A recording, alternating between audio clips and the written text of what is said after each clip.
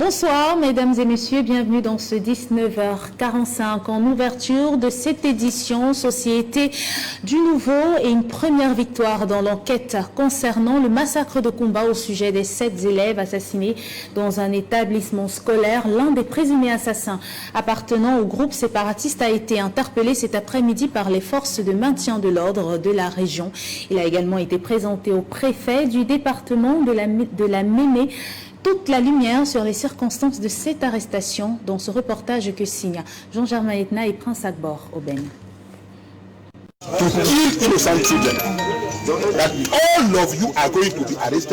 Il fait partie de ce gang de combattants séparatistes à l'origine du mariage de 24 ans, puisqu'il s'agit de lui et l'un des présumés assassins qui ont ôté la vie à 7 élèves de la mode Francisca International Bilingual Academy de Fiango à Kumba, dans la région du sud-ouest Cameroun. Le présumé terroriste a été interpellé ce mardi 1er décembre 2020 dans une vente emportée dans l'arrondissement de Kumba 2, alors que ce dernier tentait d'estorquer la somme de 5 000 francs CFA à un client. Ce jeune homme que vous voyez ici avec nous était un des meneurs des attaques ayant conduit à l'assassinat de 7 élèves à Moda Francisca. Lui, il s'appelle le commandant Zabra, l'un des acteurs. Oh, je l'avais dit lors de l'incident que nous allons prendre toutes les dispositions afin que les auteurs de ce crime soient arrêtés. Le préfet a reçu des instructions fermes de toutes les hiérarchies, commandant par le chef de l'État, pour que ces gens soient interpellés. Stoppé net par les forces de défense et de sécurité, le présumé auteur de l'horreur de Kumba sera présenté devant le préfet du département de la Mémé. Passé aux aveux complets, Nebangwa, alias commandant Zabra, originaire de Bafout, dans la région du nord-ouest, confirme bel et bien sa présence parmi la bande des hommes armés qui ont fait éruption dans cet établissement et commettre leurs sales besognes. Voici le deuxième. On a commencé par le commandant Boclet, qui a été arrêté. Les autres, on les a gérés au fur et à mesure. Zabra, il appelle lui-même commandant Zebra. Le voici. Et les autres vont suivre en attendant. Je le dis ici, le chef d'État a donné une porte ouverte, laissé une porte ouverte à ces enfants qui sont manipulés par les assassins qui se cachent à l'extérieur, leur demandant de tuer des gens ici au Cameroun. Et ces enfants aujourd'hui, c'est eux qui souffrent, comme ils sont en train de souffrir, demander pardon comme ils sont en train de demander pardon aujourd'hui.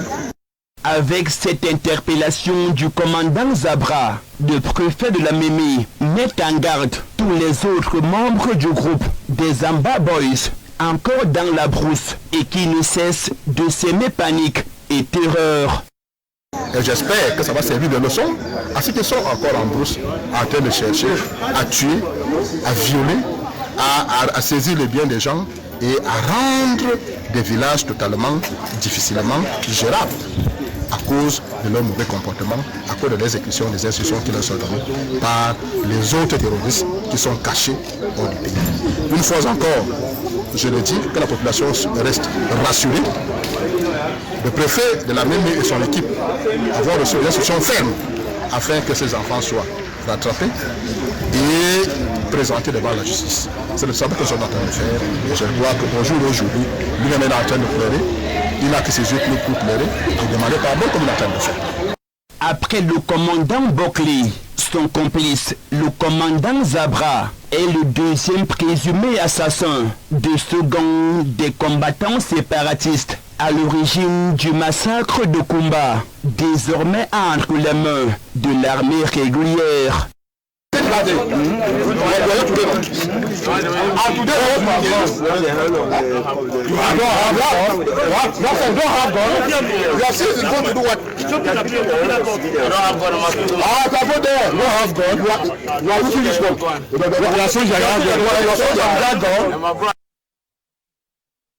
pour les éléments de force de maintien de l'ordre de la région du Sud-Ouest qui ont juré trouver les responsables de ce crime odieux afin de respecter ou d'honorer la mémoire de ces enfants disparus. Parlons à présent de toute autre chose, mais toujours en fait de société, pour nous intéresser à cet incendie. 13 morts sur le carreau, plusieurs dégâts matériels, c'est donc le bilan. Un incendie survenu dans la localité de Guider, au quartier Ezanguele, précisément dans la région du Nord Cameroun. Les 14 occupants ont été surpris en plein sommeil par les flammes et parmi eux, un seul survivant, un jeune garçon âgé de 13 ans qui nous raconte ce périple. Les images portent le commentaire de Jean-Germain Yetna et de Seydou Fonzi.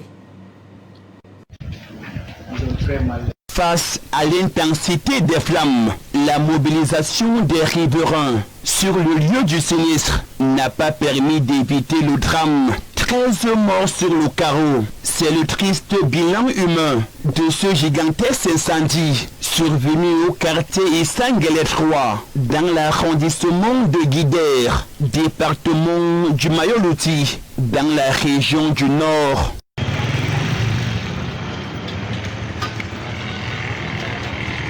Parmi les 14 occupants de cette concession familiale qui ont été surpris dans leur sommeil par les flammes aux environs de 2 heures du matin, un seul survivant, ce jeune garçon de 13 ans qui a réussi à s'extirper du feu en passant par le toit de la maison avant d'alerter le voisinage.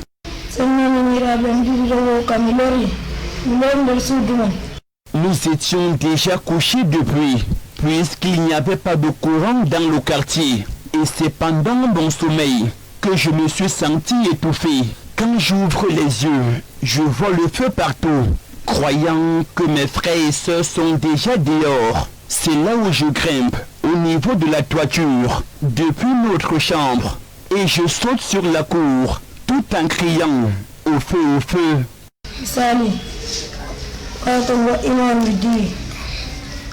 À la tête d'une mission interministérielle en visite de travail dans le Septentrion, le ministre de l'administration territoriale a profité de son séjour à Garoua pour se rendre sur le lieu du drame, à Guider. Question de mesurer l'ampleur des dégâts. Paul Atangandji a par la suite présenté les condoléances du couple présidentiel aux familles durement éprouvées. 13 morts, beaucoup d'enfants, les enfants de 2 ans, 3 ans, des jumeaux, 2 paires de jumeaux d'ailleurs.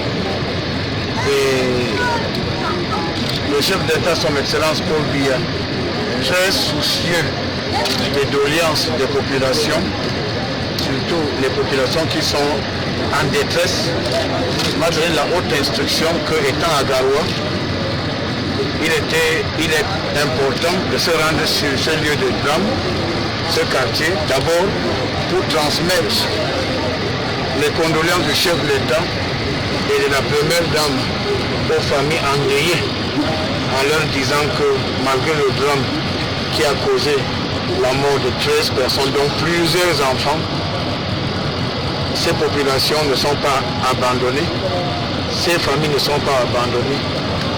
L'État trouvera moyen de les encadrer. Voilà pourquoi je suis ici avec le gouverneur, le préfet, le sous-préfet.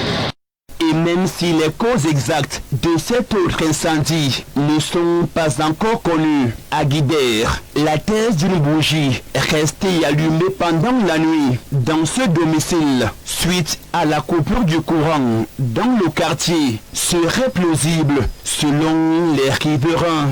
Et comme l'exige la tradition musulmane, toutes les 13 personnes décédées ont été inhumées au lendemain de l'irréparable.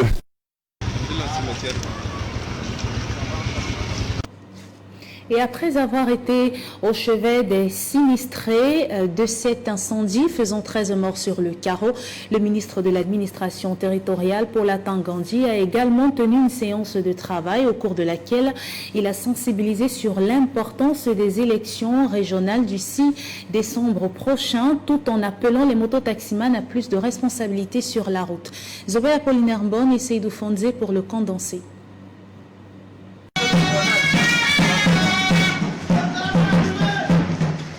Cette tournée du ministre de l'administration territoriale dans le septentrion intervient quelques jours seulement avant la tenue des premières élections régionales au Cameroun. La première halte, c'était dans les services du gouverneur Paul Atangandi, a été reçue par le gouverneur du Nord, Jean Abati-Idi. Celle-ci a immédiatement été suivie par la tenue d'une réunion de sécurité dans la salle de conférence des services du gouverneur. Au cours de cette réunion, Paul Atangandi a réitéré l'importance de ces élections d'ici décembre prochain. Il a par la même occasion mis un point d'honneur sur les mototaximens de la ville régulièrement impliqués dans des actes répréhensibles tels que le désordre urbain, les agressions et parfois le meurtre. 200 motos qui sont allés dans un commissariat pour faire des désordres. Ce n'est pas une bonne chose, n'est-ce pas? Oui, il ne faut plus faire ça. Et deux, nous devons travailler la main dans la main parce qu'il y a beaucoup de comités de mototaxi qui travaillent avec l'administration. Faites en sorte que si quelqu'un est avec vous, et c'est un voleur, c'est un braqueur, c'est quelqu'un qui est dans les complicités de grand banditisme, vous devez aller le dénoncer. Parce que si vous ne le dénoncez pas, le jour où on va venir, on va prendre tout le monde. Et si vous le dénoncez, on va l'enlever parmi vous. Vous comprenez? Le travail va continuer normalement. Vous savez, comme vous êtes nos enfants, quand on arrive comme ça, on ne peut pas arriver et partir sans rien faire. Il y a 100 motos ici, essentiel. Le président de la République a demandé qu'on donne le cash à tout le monde parce que le corona n'est pas fini. Vous comprenez? Le président de la République a dit que je viens et quand je vous vois, je donne le cash parce que vous devez accompagner le gouvernement dans le respect des mesures barrières. Vous transportez le plus grand nombre de personnes chaque jour dans nos vies.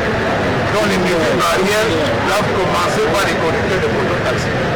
Voilà pourquoi dans vos syndicats, comme les enfants, vous avez des enfants qui sont organisés, les 100 qui sont là-bas, on va donner toutes leurs données. Donc chacun pour les 2 000, vous allez donner 3 000 à tout le monde. Merci beaucoup. Merci beaucoup. Vous comprenez? Il a par ailleurs préconisé une meilleure politique d'identification avec l'implication des municipalités. Le ministre de l'administration territoriale a également parlé de la nécessité de lutter contre les crimes organisés et le maintien de l'ordre, la sécurité en collaboration avec les populations.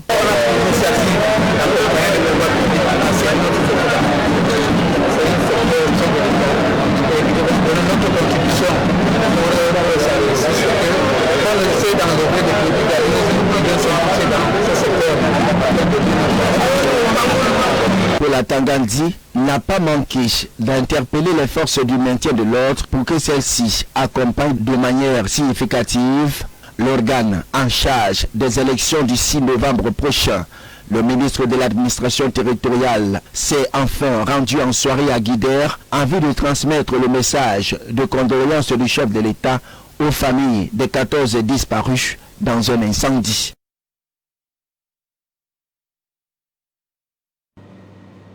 Le ministre de l'administration territoriale dans la zone septentrionale était donc porteur d'un message de paix appelant les populations à la responsabilité et à l'unité du triangle national. Rendons-nous à présent dans la région de l'Ouest Cameroun pour parler de cette grève d'avocats. Le mot d'ordre de non-port de la robe noire et de non-fréquentation des tribunaux qui a été lancé par le Conseil des avocats du Cameroun est bel et bien respecté dans la région de l'Ouest. Pas l'ombre d'un seul avocat dans une des salles d'audience, un constat qui a été fait par nos reporters Frédéric Moutomé et Herbert Kwamo de ce côté.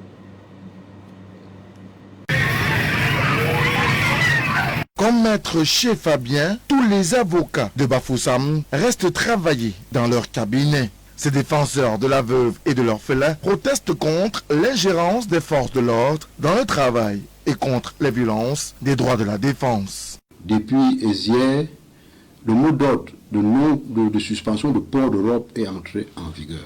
Dans la région de l'Ouest, nous avons fait le tour de la région, nous avons constaté que ce mot d'ordre est suivi à 100%. Parce qu'il n'y a aucun avocat à l'Ouest qui peut s'opposer ou qui voudrait s'opposer, n'est-ce pas, aux instructions de notre ordre. Pour l'homme de loi, ce mouvement d'humeur est une interpellation au respect scrupuleux des lois et règlements votés par le législateur. Nous disons qu'il faut tout simplement que les lois et les règlements que nous nous sommes librement donnés soient respectés. La détention doit être l'exception et la liberté la règle. Il est inadmissible que les parlementaires que nous avons votés prennent sur eux de voter une loi et que sur le terrain, les gens estiment qu'ils peuvent les interpréter comme ils le veulent. D'où vient-il que les brigades et les commissariats sont devenus un lieu d'arrestation et de séquestration systématique des citoyens? Une solution définitive doit être trouvée à cette situation par toutes les parties prenantes qui devront mettre de côté leur ego, conclut maître Chez Fabien, qui milite pour un conseil de l'ordre des avocats du barreau du Cameroun plus fort. Nous disons qu'il est temps qu'on essaie de trouver des solutions à cette affaire. Que le gouvernement prenne ses responsabilités. Qu'on évite de faire de la surenchère.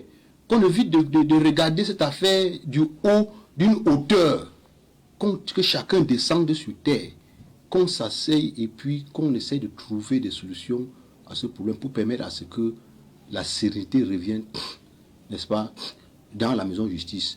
Et pour que la sérénité revienne, ceux qui ont posé des actes contre nos confrères doivent rendre compte. En rappel, la suspension du port de la robe sur toute l'étendue du territoire national va du 30 novembre au 4 décembre 2020, soit 5 jours de toge et de palais de justice mort. Tandis qu'est suspendue jusqu'à nouvel avis toute intervention des avocats devant les juridictions, y compris la Cour d'appel, le tribunal criminel spécial et le Conseil constitutionnel. Et à Yaoundé, dans la capitale politique du Cameroun, parlons cette fois-ci de la préparation du budget de l'exercice 2021. La phase des discussions des enveloppes budgétaires par le département ministériel se poursuit. Célestine Ketia-Cortès, ministre de l'Habitat et du Développement urbain, Joseph Lé de la fonction publique et de la réforme administrative, le docteur Taïga de l'élevage, des pêches et des industries animales étaient face aux membres de la commission des finances de l'Assemblée nationale, et le ballet ne fait que commencer. C'est ce que nous disent Frédéric Moutomé et Elvis Noué de ce côté. Merci pour les photos.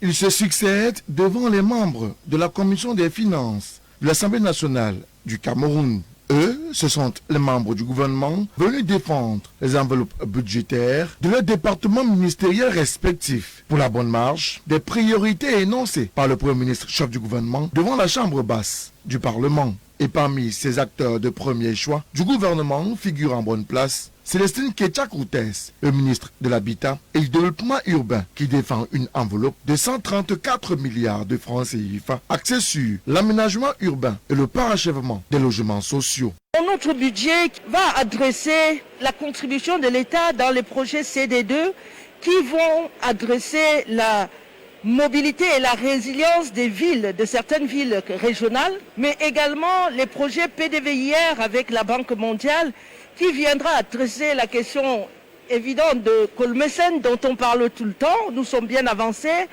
mais également le cœur de ville avec le projet de la Mingwa qui viendra moderniser le cœur de ville de Yaoundé, mais également nous avons défendu les priorités d'achèvement de projets de première génération, la poursuite des logements sociaux chers au chef de l'État, mais également la poursuite de la construction des draps en ce moment où les changements climatiques sont une réalité au Cameroun, comme dans le reste du monde, et l'aménagement urbain tout simplement. À sa suite, c'est le docteur Taïga qui est devant les membres de la commission des finances. Le patron de l'élevage, des pêches et des industries animales, quant à lui, va à la quête d'une enveloppe budgétaire de plus de 42 milliards de francs CFA. Priorité accordée à l'amélioration de l'environnement, de la pêche et de l'élevage à travers la politique de l'import-substitution. Pour développer davantage les productions, participer à la politique d'import-substitution. Vous savez que nous devons davantage produire du lait, nous devons également davantage produire du poisson. Et il faudrait que le ministère fasse la promotion de l'activité de production. Le secteur privé qui est au centre de la consommation. Ceci devrait permettre effectivement d'adresser toutes ces activités de promotion, de production et d'apporter des solutions à la substitution. L'autre membre du gouvernement, et non des moindres, a précisé ses priorités pour l'année 2021 devant ses parlementaires. C'est bel et bien Joseph Lé de la fonction publique et de la réforme administrative, dont l'axe majeur reste décentraliser le service public et assurer une meilleure prise en charge du personnel de l'État. Le principal défi, c'est la poursuite de la modernisation de l'administration publique. Nous avons commencé le processus, en accélérant d'ailleurs, de dématérialisation et de simplification des procédures. C'est cela qui va nous permettre de rendre le meilleur service aux Camerounais. En tout cas, l'objectif, c'est d'amener le service public là où se trouve l'usager et au besoin à la maison chez lui. Et il l'a déjà grâce au TIC. C'est ce que nous faisons. Notre grand défi, c'est la mise en marche du nouveau CIGPES, je l'appelle ici le nouveau CIGPES. Parce que nous avons tourné la page, nous avons reçu des hautes directives du chef de l'État et du premier chef du gouvernement, de telle sorte que ce projet soit effectif. Nous y travaillons.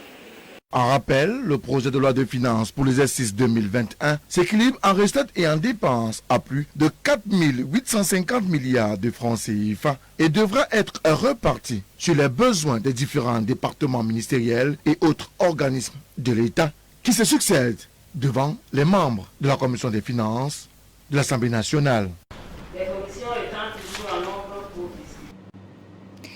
Et ce mardi en santé, 1er décembre 2020, le monde commémore la journée de lutte contre le VIH-Sida, une occasion pour nous de revenir sur la thématique retenue pour cette année et sur les chiffres statistiques concernant la propagation de cette maladie dans le monde et au Cameroun en particulier. Reportage. Tous les ans, la journée mondiale contre le VIH-Sida est organisée dans le monde entier le 1er décembre. Elle est dans le cadre des manifestations de soutien aux personnes vivant et touchées par le virus. C'est également le moment de se souvenir de toutes les victimes du sida. Le thème pour cette édition 2020 est solidarité mondiale et responsabilité partagée. La Covid-19 nous montre que personne n'est protégé d'une pandémie tant que tout le monde ne l'est pas. Pour mettre fin aux pandémies contaminantes du VIH et du coronavirus, il est essentiel d'éliminer la stigmatisation et la discrimination, de mettre également les individus au centre des actions. En effet, bien que la pandémie Corona ait cristallisé toute l'attention de l'univers scientifique, le VIH-Sida continue de sévir. D'après les dernières statistiques de l'Organisation des Nations Unies, 26 millions de personnes peuvent avoir accès à la thérapie antirétrovirale. 38 millions de personnes vivent avec le VIH depuis 2019. 1,7 million de personnes sont nouvellement infectées et 690 000 personnes sont décédées de maladies liées au VIH-Sida. Au Cameroun, le débat lié au VIH-Sida est loin d'être clos. En 2018, le taux de prévalence de la maladie était estimé à 2,7%. Entre 2015 et 2019, on a noté une baisse de décès de 47% et 540 000 personnes qui vivaient avec le virus. 23 000 nouvelles contaminations avaient été enregistrées et 18 000 personnes sont mortes de maladies liées au VIH-Sida, contre 52% qui avaient accès au traitement par antirétroviraux. Toutefois, les études ont démontré qu'une personne atteinte du virus pourrait mieux y faire face lorsqu'elle évolue dans un environnement sain qui lui permet d'accepter la maladie et de la dépasser. C'est pourquoi les campagnes de sensibilisation se renouvellent chaque année pour dédramatiser le sida et lutter contre la stigmatisation des personnes porteuses du virus, avec pour leitmotiv un séropositif est une personne à part entière et non entièrement à part.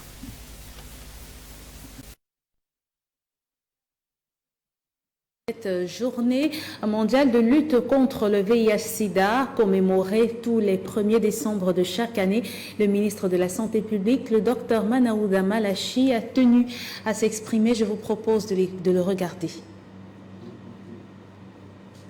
Mesdames et messieurs, la 33e édition de la Journée mondiale de lutte contre le sida est placée sous le thème « Solidarité mondiale, responsabilité ». Ce thème nous interpelle tous.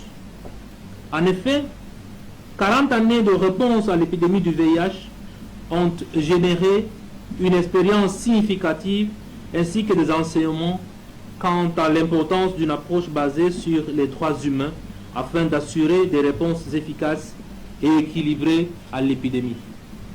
Nous avons capitalisé cette expérience en impliquant les communautés, la communauté des personnes vivant avec le VIH dès le début de la pandémie du Covid-19 dans toutes les mesures de la réponse.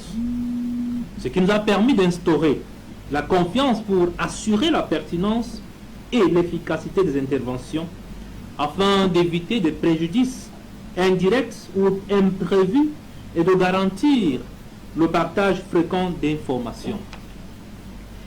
Les résultats obtenus sont encourageants et nous permettent d'envisager l'avenir avec beaucoup d'optimisme. Il est important de relever que malgré le contexte sanitaire mondial précaire, nos efforts communs et notre engagement collectif dans le cadre de la riposte au VIH ont permis des avancées significatives.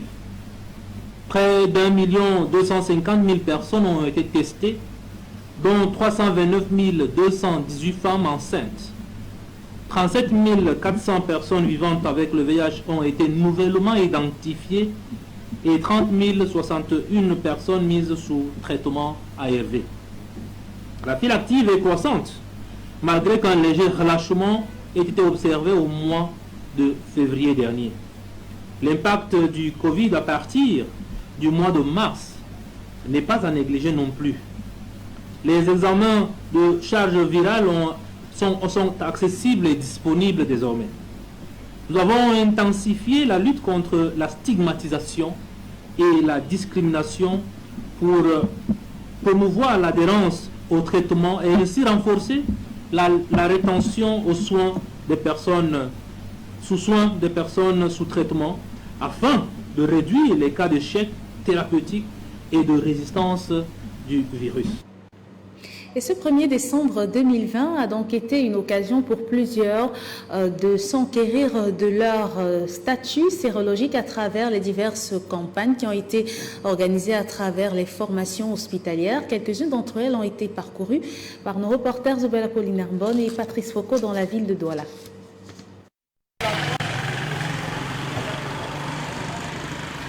Dépistage volontaire et gratuit pour tous ce 1er décembre 2020. Plusieurs centres hospitaliers de la ville de Douala se sont ouverts au grand public pour aider les personnes soucieuses de connaître leur statut sérologique. Je suis venu rendre visite à l'une de mes soeurs qui a fait l'accident et j'ai trouvé la campagne de... J'ai donc profité pour faire aussi me dépister. Je me suis fait dépister ce matin. Parce que vous savez que ce n'est pas facile quand la maladie n'est pas une bonne chose. Et quand on est malade, il faut prendre soin de soi-même. Le plus tôt serait le mieux. J'ai fait mon test tout à l'heure, je crois qu'il n'y a pas de souci. Et je crois que c'est la meilleure façon. Le personnel médical se conforme aussi à cet exercice ô combien important.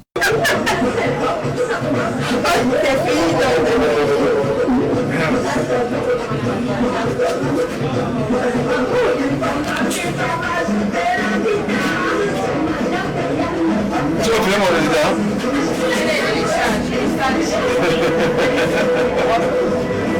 La journée mondiale du sida, hein?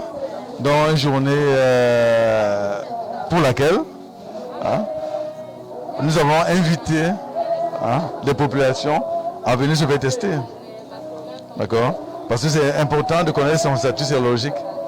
Je viens de passer le mien. Et c'est intéressant pour nous. Il est conseillé maintenant, pour ceux qui ont fait les tests, également d'inciter les partenaires à faire leurs tests également pour une meilleure sécurité.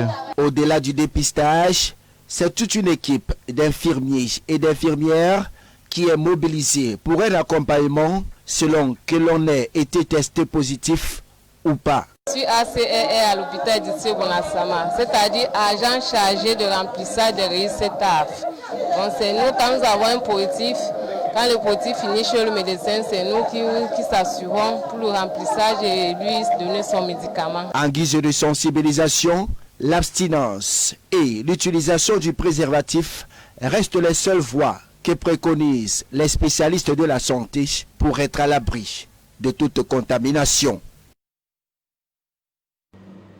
Et on ne le dira jamais assez, après le dépistage, abstinence pour les jeunes, fidélité pour les couples et condom pour les plus courageux. Et toujours concernant cette journée mondiale de lutte contre le VIH-Sida, les politiques gouvernementales de prise en charge sont remises en cause en raison de la pandémie Covid-19. Pourtant, en ce jour de célébration, le délégué régional de la santé publique pour le littoral se veut rassurant. Je vous propose cette attitude du docteur Albert Mambo-Maka au micro de nos reporters.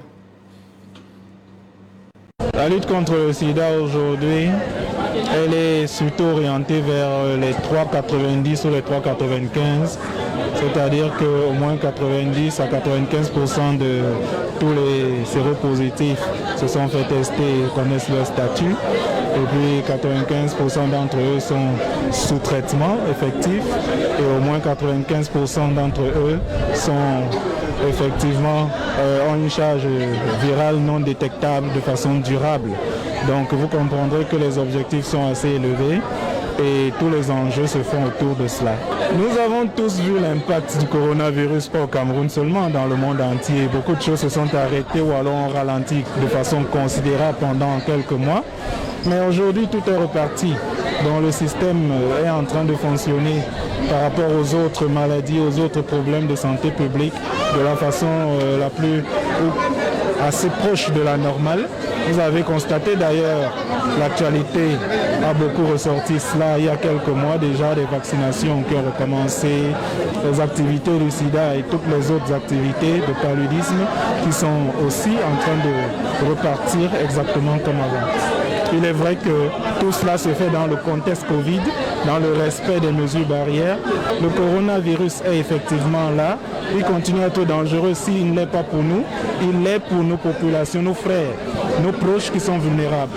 Donc en ne nous protégeant pas, parce qu'on se dit asymptomatique et ou encore qu'on est capable de guérir parce qu'on prend le traitement, on devient, en contactant le virus, une arme meurtrière pour nos proches qui sont vulnérables. Il y a les antirétroviraux dans la région du littoral. C'est gratuit. Nous parlions donc de la célébration ce 1er décembre de la journée de lutte contre le VIH-Sida, une journée qui avait également pour l'un de ses points focaux la dédramatisation et la non-stigmatisation des personnes porteuses du virus VIH qui sont des personnes à part entière et non entièrement à part dans la société. Parlons actuellement de l'actualité internationale. Le Niger est l'un des pays les plus touchés par le terrorisme et le pays dorénavant décide de se doter des meilleures armes. Plus de détails avec nos confrères d'Africa 24. 6 attaques entre 2019 et 2020. Au Niger, les attentats, enlèvements, assauts djihadistes contre des installations militaires culminent depuis 2015.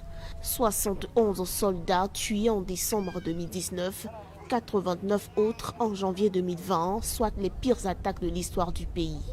Pour combattre le terrorisme, le Niger peut compter sur ses alliés du G5 Sahel qui totalise à ce jour 21 opérations à son actif, mais aussi sur le Nigeria voisin où la lutte contre la secte Boko Haram s'avère désormais sans merci. Dans le cadre de la lutte avec le Nigeria, il y a une force qui a été mise en place. Il y a eu des interventions communes dans le bassin du lac Tchad. Une force qui a travaillé et qui continue encore de travailler, mais avec des effectifs pratiquement un peu réduits parce que tout simplement, le phénomène, jusqu'ici, on n'arrive pas à le contenir véritablement. La lourdeur des attaques oblige le Niger à rester constamment en alerte. lors d'une opération militaire conjointe lancée le 1er février 2020 par l'armée nigérienne et la force française Barkhane. Les autorités se sont félicitées d'avoir neutralisé 120 terroristes. Selon des experts pourtant, l'offensive militaire à elle seule ne suffit pas. Il faut trouver le mécanisme parce que la lutte armée a montré un peu ses limites. Mais faut-il discuter avec des gens qu'on ne connaît pas? Et une guerre, asymétrique, l'ennemi n'est pas visible. Et l'ennemi est disséminé un peu partout dans ces pratiquement 3-4 pays. Et que ça fait qu'il est difficile de contenir parce qu'ils vivent aussi souvent avec les populations. Et ils ont des mécanismes qui leur permettent de recruter de nouveaux éléments à chaque fois. Le Niger veut donc également désormais miser sur le cadre juridique. Pour prévenir et repousser les terroristes, le Parlement nigérien a adopté en mai 2020 une nouvelle loi. Celle-ci autorise les interceptions des communications téléphoniques. Un dispositif pénal, conformément aux recommandations des instances internationales, a aussi été adopté.